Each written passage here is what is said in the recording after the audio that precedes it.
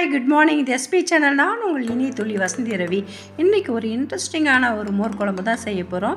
இதுக்கு நம்ம அரைக்க வேண்டாம், எதுவுமே அரைச்சி ஊற்ற வேண்டாம், எந்த காய்கறியுமே வேண்டாம். வீட்டில் இருக்கிற மோரை வச்சு தயிரை வச்சு நாம் இந்த ரெசிபி செஞ்சிடலாம் வாங்க. அதுக்கு இந்த மாதிரி கப்பில் நான் தயிர் எடுத்து வச்சுருக்கேன். இது நல்லா விஸ்கி வச்சு நல்லா கலந்து விட்டுக்கணும், கட்டிகள் இல்லாத மாதிரி. பாருங்கள், இந்த மாதிரி நல்லா அடித்து விட்டுக்கலாம், கட்டிகளே இருக்கக்கூடாது. இதுக்கு தேவையான அளவு சால்ட்டு போட்டுக்கலாம்.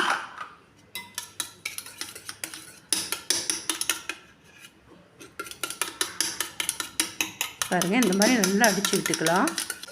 இது தேவையான அளவு தண்ணி ஊற்றிக்கலாம். ரொம்பவும் தண்ணி வேண்டாம், ஓரளவுக்கு இருந்தால் சரியாக இருக்கும். பாருங்கள், இந்த அளவுக்கு இருந்தால் போதுமானது.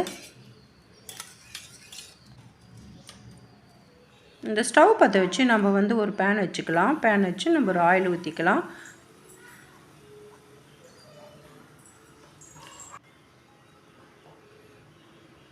ஆயில் ஹீட் ஆனதும் நம்ம ஒரு ஸ்பூன் ஜீரகம், ஒரு ஸ்பூன் உளுத்தம்பருப்பு போட்டுக்கலாம். நம்ம தாளிப்புக்கு இதை மட்டும்தான் யூஸ் பண்ணுறோம். இது யூஸ் பண்ணி செய்யும்போது ரொம்பவே டேஸ்ட்டாக இருக்கும்.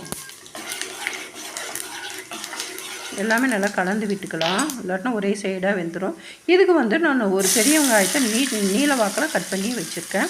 3 பச்சை மிளகாய் எடுத்து வச்சுருக்கேன். உங்கள் காரத்துக்கு தகுந்த மாதிரி நீங்கள் கூட்டியோ குறைச்சியோ யூஸ் பண்ணிக்கோங்க. இது நல்லா கிளறி விட்டுக்கலாம். கொஞ்சம் கருவேப்பிலை, கொத்தமல்லி தலையை இதோடு போட்டுக்கலாம்.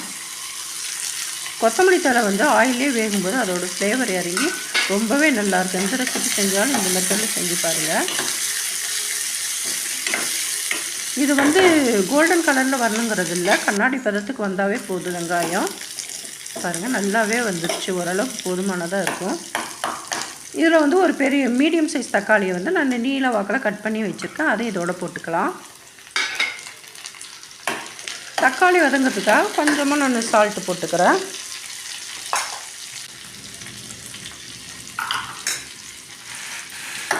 எல்லாமே கிளறி விட்டுக்கலாம், நல்லா வதங்கட்டும்.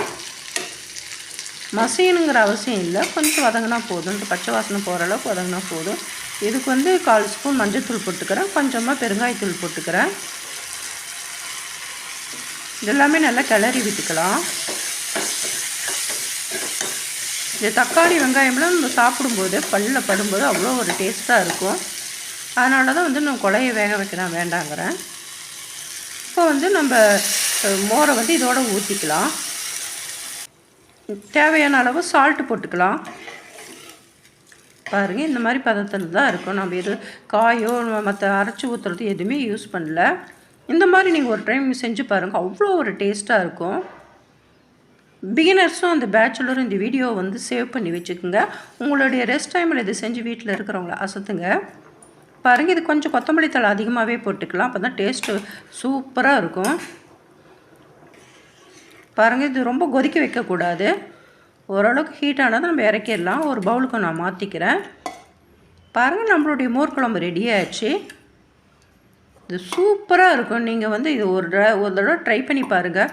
ஒரு தடவை செஞ்சிங்கன்னா மீண்டும் மீண்டும் மீண்டும் செஞ்சுக்கிட்டே இருப்பீங்க, அப்படி ஒரு டேஸ்ட்டில் இருக்கும். இந்த வீடியோ உங்களுக்கு பிடிச்சிருக்குன்னு நினைக்கிறேன். பிடிச்சிருந்தா சப்ஸ்கிரைப் பண்ணுங்கள், லைக் பண்ணுங்கள், ஷேர் பண்ணுங்கள், கமெண்ட் பண்ணுங்கள். இன்னொரு இன்ட்ரெஸ்டிங்கான வீடியோவோட நான் உங்களை மீட் பண்ணுறேன். தேங்க்ஸ் ஃபார் வாட்சிங். Bye bye.